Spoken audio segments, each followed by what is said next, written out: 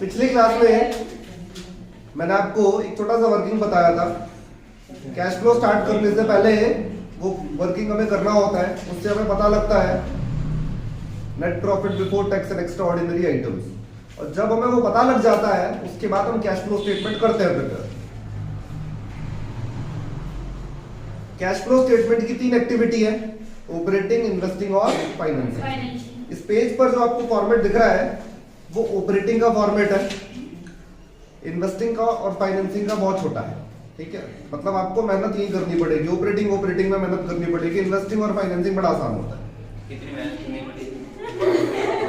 बस आते रहो, होमवर्क कर लेना, उससे ज्यादा मेहनत। ठीक है, जितना बताऊंगा उतना कर लेना। फॉर्मेट आपको बड़ा दिख रहा होगा, है ना। अब ऐसा होता नहीं है कि इस क्वेश्चन मतलब हर क्वेश्चन मतलब जो भी क्वेश्चन आपको देखने को मिलेगा एग्जाम में उसमें से हिसाब सब कुछ देखने को मिलेगा, है ना। इसमें हम क्वेश्चन करते टाइम बहुत सारी चीजों को शॉर्ट भी करेंगे। ठीक, तो ये फॉर्मेट आप मान के चलो हाफ हो जाता है। व्हाट इज इंपॉर्टेंट, याद करना कि इसमें आपको याद क्या क्या करना है वो बता देता हूं मैं। अब जैसे net profit before tax and extraordinary item आपने वर्किंग से पता लगा लिया, है ना। सबसे ऊपर देखो आप लिखा हुआ है cash flow from operating activity. Operating activity start कर रहे हैं तो हेडिंग डाल दिया हमने ऑपरेटिंग एक्टिविटी का। उसके बाद हमने लिखा net profit before tax and extraordinary items as per working note भी लिखा हुआ उसमें, यानी जो भी वर्किंग नोट से आपने पता लगाया होगा वो आपने लिखा। उसके बाद आप ऐड कर रहे हो आइटम्स टू बी एडेड, यानी इस प्रॉफिट में आपको क्या क्या ऐड करना है। अब इसमें ऐड करने वाली इंफॉर्मेशन क्या क्या है, एक तो डेप्रिसिएशन है, उसके बाद गुडविल, पेटेंट, ट्रेडमार्क, अमोर्टाइज यानी intangible assets return of, interest on overdraft, interest on borrowing, writing off underwriting commission, share issue expenses, loss on sale of fixed assets and increasing provision for doubtful debt। इसमें से जो important है, जो आपको 95% question में देखने को मिलेगा, डेप्रिसिएशन है ना, निशान लगा लेना, वो याद करना है। डेप्रिसिएशन है, उसके बाद goodwill, patent, trademark, intangible asset देखने को मिलता है आपको। थर्ड आपको देखने को मिल सकता है इंटरेस्ट ऑन बोरोविंग्स, यानी जो भी लोन आपने ले रखा होगा उसके ऊपर आपको इंटरेस्ट पे करना है। और फोर्थ है loss on sale of fix assets. Total लिखा तो वैसे 7 है, लेकिन इसमें से 4 मोस्ट इंपॉर्टेंट है, यानी depreciation, intangible assets return of जिसमें गुडविल, पेटेंट, ट्रेडमार्क आ जाता है, third interest on borrowings, fourth loss on sale of fix assets, है ना। ये आपको 4 याद होने चाहिए। बाकी के 3 हम क्वेश्चन बाय क्वेश्चन देखेंगे, होगा तो लिखेंगे, अदरवाइज नहीं लिखते हैं।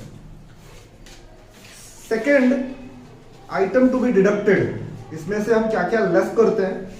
आपको क्या क्या दिख रहा है, interest income, dividend income, rental income, gain on sale of fix assets and decrease in provision for doubtful debts. अब इसमें से भी 2 या 3 चीजें आपको दिखेंगी क्वेश्चन में, जिसमें जो फेवरेट है उसका वो है gain on sale of fix assets.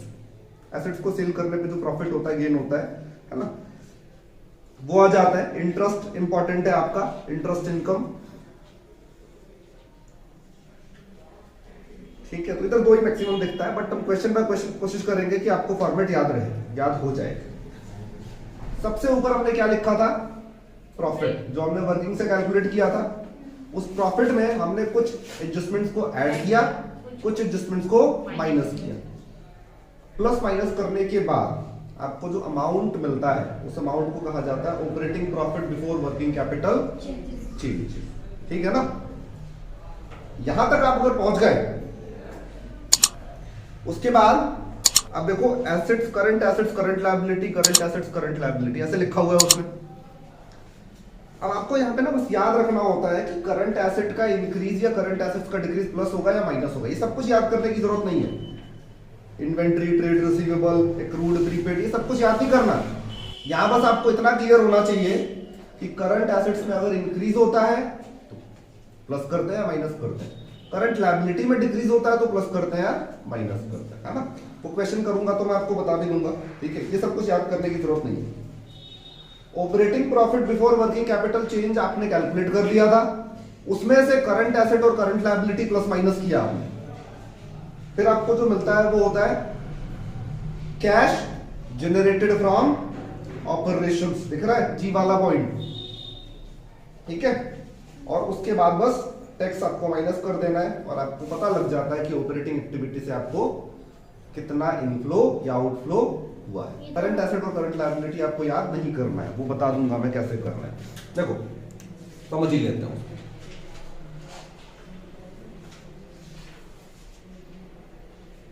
Stock हमारा है करंट एसेट, राइट। 10,000 से 15,000 हो गया। पिछले साल हमारे पास 10,000 का स्टॉक था, अब स्टॉक हो गया 15,000 का।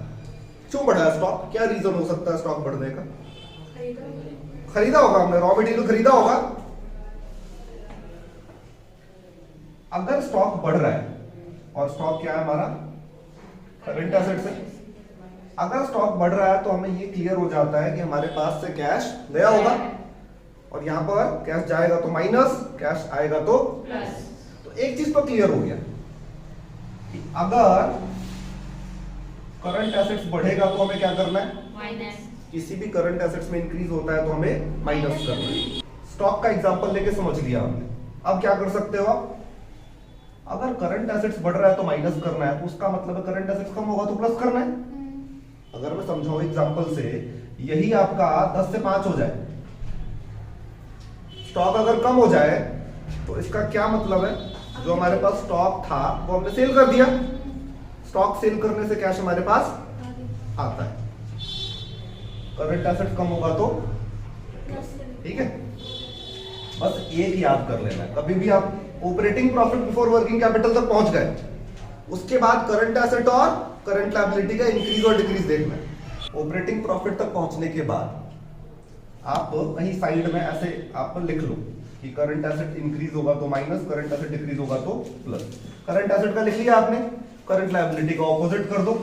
करंट लायबिलिटी अगर बढ़ेगा तो प्लस, करंट लायबिलिटी अगर कम होगा तो यही करना है। वो जो बहुत सारे करंट एसेट्स और करंट लायबिलिटीज लिखे हुए हैं वो याद करने की जरूरत नहीं है। अगर आपको ये क्लियर है कि किसका बढ़ना प्लस होगा, किसका बढ़ना माइनस, वो सारा पॉइंट आपने कवर कर लिया। ठीक है, अब अप्लाई भी करेंगे क्वेश्चन में इसको, उससे क्लियर हो जाएगा। ठीक है, अब मैं क्वेश्चन बाय क्वेश्चन आपको बताता हूँ कि ऑपरेटिंग एक्टिविटी का जो फॉर्मेट देखा आपने, उसको यूज करके हम ऑपरेटिंग एक्टिविटी से इनफ्लो या आउटफ्लो कैसे कैलकुलेट करते हैं। कैश फ्लो का फॉर्मेट देखा हमने अभी, उसमें आइटम टू बी एडेड में कहीं भी आपको प्रीमियम और रिडम्पशन ऑफ प्रेफरेंस शेयर नहीं दिखा ना, फॉर्मेट में भी नहीं दिखा, बट यहां पर आता है ना, यहां पर आता है, लेकिन उसकी कंडीशन है। इसमें हम प्रीमियम रिडम्पशन का प्रीमियम लिखते हैं प्रेफरेंस शेयर का ओनली व्हेन, जब आपको एडजस्टमेंट में मेंशन कर देता है वो कि आपने कुछ प्रेफरेंस शेयर्स का रिडम्पशन किया हुआ है। जैसे डिबेंचर का रिडम्पशन करते हैं प्रीमियम पर, वैसे प्रेफरेंस शेयर का भी रिडम्पशन होता है। तो ऐसा कोई इंफॉर्मेशन जब होगा ना क्वेश्चन में, तब हम कंसीडर करेंगे यहाँ पे premium on redemption of preference share. यहां पर केवल उसने प्रीमियम और रिडम्पशन का अमाउंट दे रखा है। जब केवल अमाउंट लिखा होता है तब हम कंसीडर नहीं करेंगे इसको, तो यहां पर इग्नोर करेंगे इसको। मैंने आपको बताया था ये 4 ही इंपॉर्टेंट है, मैक्सिमम टाइम आपको यही दिखेंगे। ठीक है, तो इसको तो याद कर ही लेना है, बाकी के जो 3 थे वो भी इंपॉर्टेंट है, ऐसा नहीं कि उसको भूल जाना है। इनको लिखने के बाद items to be deducted, deduct करने वाले एडजस्टमेंट्स को भी लिखना है यहां पे। गेन ऑन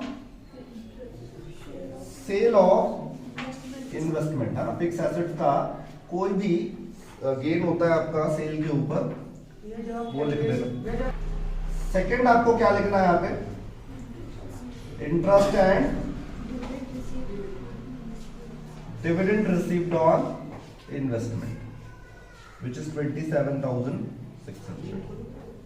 ठीक है, तो सबसे पहले आपने लिखा net profit before tax and extraordinary items, उसमें कुछ एडिड वाले इंफॉर्मेशन को ऐड किया। फिर आपने यहाँ पे 2 इंफॉर्मेशन लिखे हैं जो माइनस होते हैं, और इनको प्लस माइनस करने के बाद जो आएगा वो हमेशा ही क्या रहेगा? ऑपरेटिंग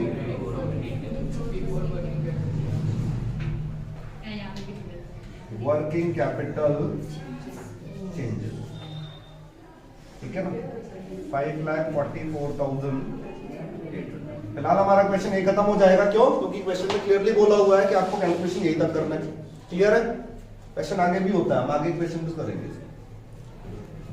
ठीक है, क्वेश्चन नंबर 11 में net profit before tax and extraordinary item नहीं गिवन है, तो सबसे पहले हम वर्किंग में कैलकुलेट करेंगे। नेट प्रॉफिट एज पर प्रॉफिट एंड लॉस या statement of profit and loss कैसे पता लगाते हैं? तो पूरे क्वेश्चन को पढ़ना है और देखना है आपको प्रॉफिट एंड लॉस कहां पर गिवन है। इस क्वेश्चन में सबसे नीचे देखो आप, नोट्स टू अकाउंट में दिखेगा आपको। कभी भी क्वेश्चन में नोट्स टू अकाउंट गिवन होता है बैलेंस शीट के साथ, तो प्रेफरेंस आपका होता है नोट्स टू अकाउंट में जो गिवन है उसको प्रेफर करें। नोट्स टू अकाउंट में प्रॉफिट एंड लॉस का बैलेंस जो है 1 लाख से 1,70,000 हो गया है, 70,000 ओनली। उसके बाद इसमें ऐड करते हैं हम रिजर्व, जब रिजर्व का डिफरेंस 4 से 5 हो गया तो 1 लाख। ऐड करते हैं प्रोविजन फॉर टैक्स, और प्रोविजन फॉर टैक्स आप देखो ऊपर बैलेंस शीट में दिख रहा है आपको short term provision. Short term provision में प्रोविजन फॉर टैक्स है 90,000 और 1 लाख। करंट ईयर का लिया जाता है यहाँ पे, डिफरेंस नहीं। प्रोविजन फॉर टैक्स, इसके बाद propose dividend, interim dividend, extra ordinary, ऐसा कुछ नहीं दिख रहा है क्वेश्चन में। इसके बाद और कोई एडजस्टमेंट नहीं गिवन है। ये हमारा जो हो गया net profit before tax as extraordinary item, है ना। अब क्वेश्चन स्टार्ट करेंगे।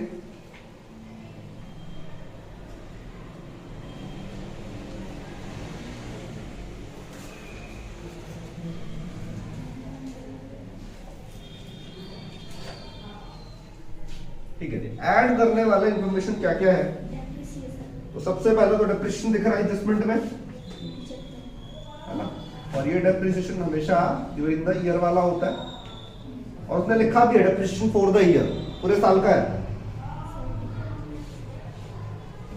75,000। इसके बाद गुडविल या कोई भी इंटेंजिबल एसेट नहीं दिख रहा है क्वेश्चन में। फिर आएगा interest on borrowing. Interest on borrowing का मतलब होता है interest on loan, interest on debenture, है ना, ऐसा कुछ नहीं दिख रहा है। उसके बाद loss on sale of fixed asset. Loss तो तब होगा ना जब सेल होगा, सेल की कोई इंफॉर्मेशन है नहीं क्वेश्चन में, तो लॉस भी नहीं आएगा। इस क्वेश्चन में जो 4 एडजस्टमेंट्स मैंने आपको बताया फॉर्मेट में, है ना, पहले आपको वही चेक करना है, उसके बाद बाकी के जो 3 है वो चेक करना है। और बाकी के 3 क्या क्या हो सकते हैं? एक तो अंडरराइटिंग कमीशन है, फॉर्मेट में स्टार्टिंग में फॉर्मेट रेफर कर सकते हो क्वेश्चंस को करने के लिए, बट है ना, ये हमेशा के लिए मत उसको हैबिट बनाना, कोशिश करना कि फॉर्मेट याद हो जाए। उसके बाद प्रोविजन फॉर डाउटफुल डेट देखते हैं, वो भी नहीं है, ठीक है ना। यानी इसके अलावा और कुछ नहीं दे रखा उसने। आइटम टू बी डिडक्टेड नहीं लिखा हुआ कुछ, income, interest receive, dividend receive, rent receive, profit on sale of fixed assets, ऐसा कुछ भी नहीं गिवन है, तो कुछ भी नहीं लिखा हमने। ये आ जाएगा हमारा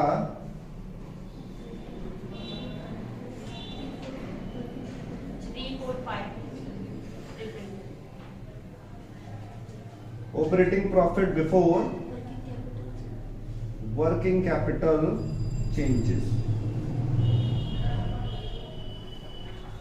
यही हमारा आंसर है। ठीक है, आया समझ?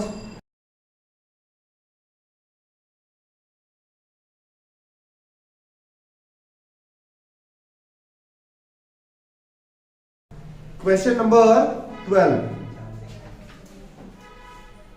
अब हम पूरे क्वेश्चन की बात कर रहे हैं, क्योंकि इस क्वेश्चन में क्लियरली बोला हुआ उसने calculate cash flow from operating activity from the following details. आपको ऑपरेटिंग एक्टिविटी से कितना प्रॉफिट हो रहा है, कैश फ्लो हो रहा है, वो पता करना है। तो पूरे फॉर्मेट की बात करेंगे इस बार।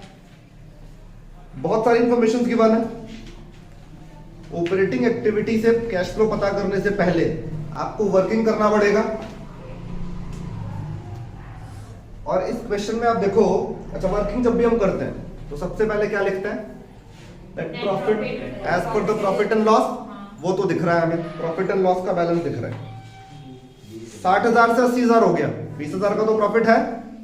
लेकिन उसके बाद जो ऐड करते हैं हम उसमें, रिजर्व हो गया, provision for tax, proposed dividend, interim dividend, extra ordinary loss, extra ordinary income, ऐसा कुछ भी इंफॉर्मेशन गिवन नहीं है, है ना। तो आप कर सकते हो ये एक लाइनर आप वर्किंग भी कर लो। नेट प्रॉफिट एज पर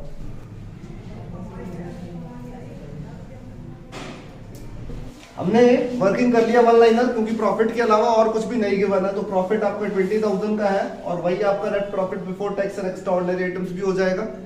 अब इसी को यूज करके हम अपना कैश फ्लो स्टार्ट करेंगे। Net profit before tax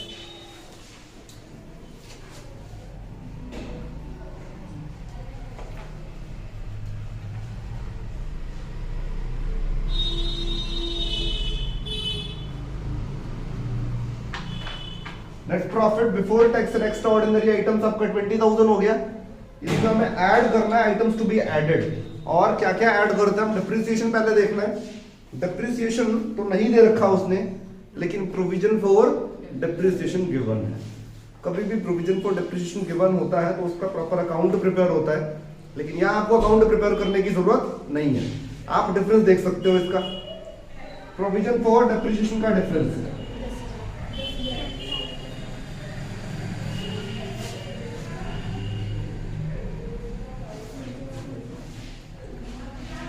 second आपको देखना गुडविल।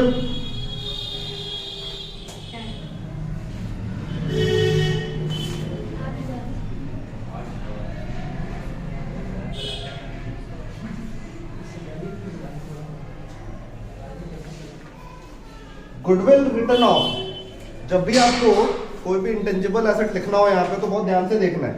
इंटेंजिबल एसेट की वैल्यू कम हो रही हो तभी लिखेंगे। अगर गुडविल बढ़ रहा होता तब हम नहीं लिखते।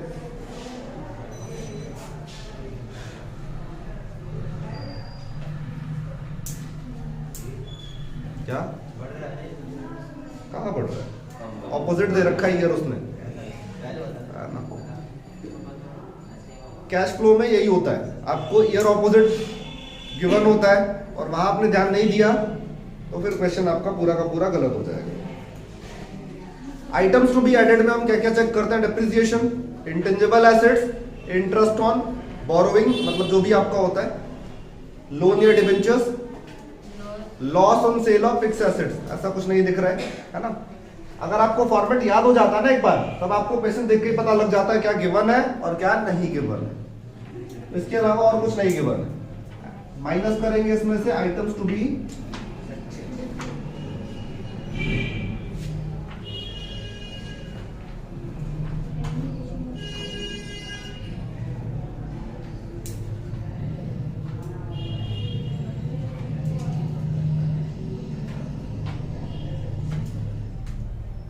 आइटम्स टू बी डिडक्टेड में कोई भी इंफॉर्मेशन नहीं गिवन है। ठीक है, आप चेक भी कर सकते हो फॉर्मेट से। Net profit before tax and extraordinary items में जब आप कुछ एडजस्टमेंट्स को ऐड करके फिर कुछ एडजस्टमेंट्स को माइनस करके जो अमाउंट पता करते हो उसको कहा जाता है ऑपरेटिंग प्रॉफिट। आपका 38 आ गया। इसके बाद अगर फॉर्मेट में आप देखो तो करंट एसेट और करंट लायबिलिटी प्लस माइनस होता है ना? और मैंने आपको बताया कि वो पूरा याद करने की जरूरत नहीं है, आपको बस ये क्लियर होना चाहिए कि करंट एसेट या करंट लायबिलिटी का इंक्रीज और डिक्रीज क्या करता है। तो यहां जब आप पहुंच जाते हो तो आप क्या कर सकते हो? करंट एसेट का इंक्रीज क्या करते हैं? प्लस या माइनस? माइनस। अगर आपको याद रखना है तो आप करंट एसेट का एग्जांपल स्टॉक ले लो। स्टॉक इंक्रीज होगा, क्यों होगा? क्योंकि आपने खरीदा होगा। खरीदने से क्या होता है? कैश जाता है। एक पता करना है बस आपको, तो करंट एसेट का इंक्रीज क्या होगा? माइनस। तो करंट एसेट का डिक्रीज क्या हो जाएगा? करंट लायबिलिटी ऑपोजिट कर दो। ठीक है, ये हो गया। अब एक एक करंट एसेट और एक एक करंट लायबिलिटी को देखते जाना है। सबसे पहला इसमें जो मुझे दिख रहा है वो है ट्रेड रिसीवेबल। डेटर को कहा जाता है डेटर प्लस बिल रिसीवेबल। तो ट्रेड रिसीवेबल की जो वैल्यू है 31,000 से 25,000 हो गई। कम हो रहा है ना? ट्रेड रिसीवेबल करंट एसेट होता है हमारा। करंट एसेट जब भी कम होता है तो हम क्या करते हैं? प्लस करता है। तो यहां लिखेंगे डिक्रीज इन ट्रेड रिसीवेबल। ठीक है, जो प्लस करना है उसको पॉजिटिव अमाउंट में लिखना है, जिसको माइनस करना है ब्रैकेट में लिख देंगे। दूसरा इन्वेंट्री। इन्वेंट्री स्टॉक को कहा जाता है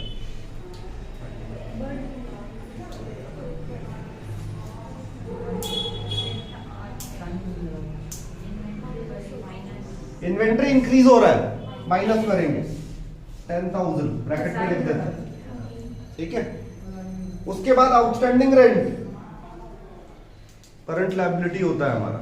आउटस्टैंडिंग रेंट क्या हो रहा है, 21,000 से कितना, 20,000, एक मिनट, ये 12 से 12,000 ये 20,000 होगा ना, हाँ, 20 होगा। इन्वेंट्री 20,000 था, आउटस्टैंडिंग रेंट कम हो रहा है, 21 से 12 हो गया, 9,000 का डिक्रीज है, तो यहां लिख दो आप डिक्रीज इन आउटस्टैंडिंग रेंट, ये हो जाएगा आपका 9,000। करंट लायबिलिटी का डिक्रीज माइनस होता है, ब्रैकेट में लिखेंगे, ठीक है।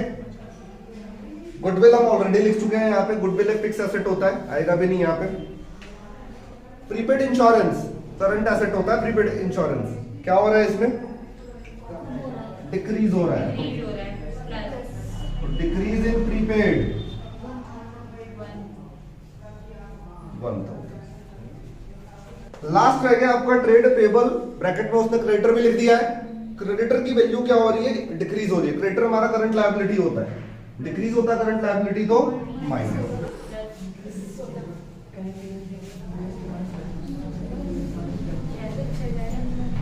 जब ऑपरेटिंग प्रॉफिट में करंट एसेट और करंट लायबिलिटी को प्लस माइनस कर देते हो आप, तो एक्चुअल में जो वैल्यू आती है ना, यहां लिख रहा हूं मैं, इक्वेशन नंबर 12 से related,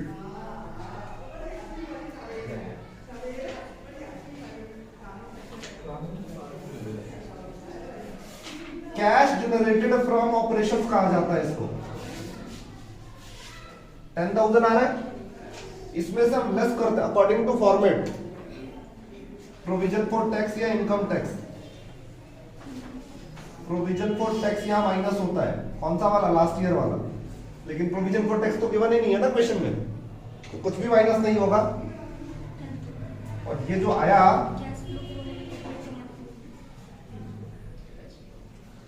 cash flow from operating activity, कितना, 10,000, ये आंसर रहेगा आपका।